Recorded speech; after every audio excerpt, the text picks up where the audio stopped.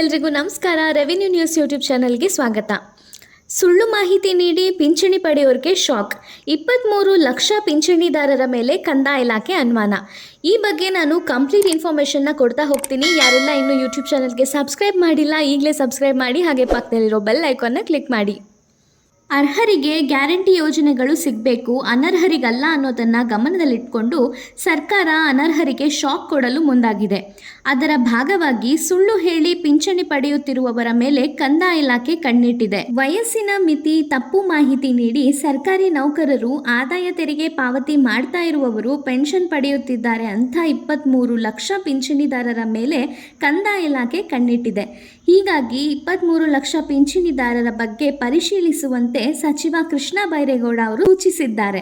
ಅಂಕಿಅಂಶ ನೋಡೋದಾದರೆ ವೃದ್ಧಾಪ್ಯ ವೇತನ ಫಲಾನುಭವಿಗಳು 21.87 ಲಕ್ಷ ಜನಗಳು, ಅನರ್ಹ ಫಲಾನುಭವಿಗಳು 9.04 ಲಕ್ಷ, ಸಂಧ್ಯಾ ಸುರಕ್ಷಾ ಫಲಾನುಭವಿಗಳು 31.33 ಲಕ್ಷ ಜನಗಳು, ಸಂಧ್ಯಾ ಸುರಕ್ಷಾ ಅನರ್ಹ ಫಲಾನುಭವಿಗಳು 14.15 ಲಕ್ಷ ಜನಗಳು. ಇನ್ನು 23 ಲಕ್ಷ ಪಿಂಚಣಿದಾರರನ್ನು ಅನರ್ಹರು ಅಂತ ಹೇಳ್ತಾ ಇಲ್ಲ, ಅವರ ಬಗ್ಗೆ ಅನುಮಾನ ಇದೆ. ಆಧಾರ್ ಕಾರ್ಡ್ನಲ್ಲಿ 40 ವರ್ಷ ಇರುವವರು ಕೂಡ ಪಿಂಚಣಿ ಪಡೆಯುತ್ತಿದ್ದಾರೆ. ಈ ರೀತಿ ಮಾಡೋದು ಫ್ರಾಡ್. ಕೂಡಲೇ ಪರಿಶೀಲನೆ ಮಾಡ್ತೇವೆ, ಅನರ್ಹರನ್ನು ಕೂಡಲೇ ರದ್ದು ಮಾಡ್ತೇವೆ ಎಂದು ಕಂದಾಯ ಸಚಿವರು ತಿಳಿಸಿದ್ದಾರೆ. ಈ ವಿಡಿಯೋ ನಿಮಗೆ ಇಷ್ಟ ಆಗಿದೆ ಅನ್ಕೋತೀನಿ. ಇನ್ನು ಹೆಚ್ಚು ಕಂದಾಯ ಇಲಾಖೆ ಮಾಹಿತಿಗೆ ರೆವಿನ್ಯೂ ನ್ಯೂಸ್ ಯೂಟ್ಯೂಬ್ ಚಾನಲ್ಗೆ ಸಬ್ಸ್ಕ್ರೈಬ್ ಮಾಡಿ, ಲೈಕ್ ಮಾಡಿ, ಶೇರ್ ಮಾಡಿ. Thank you.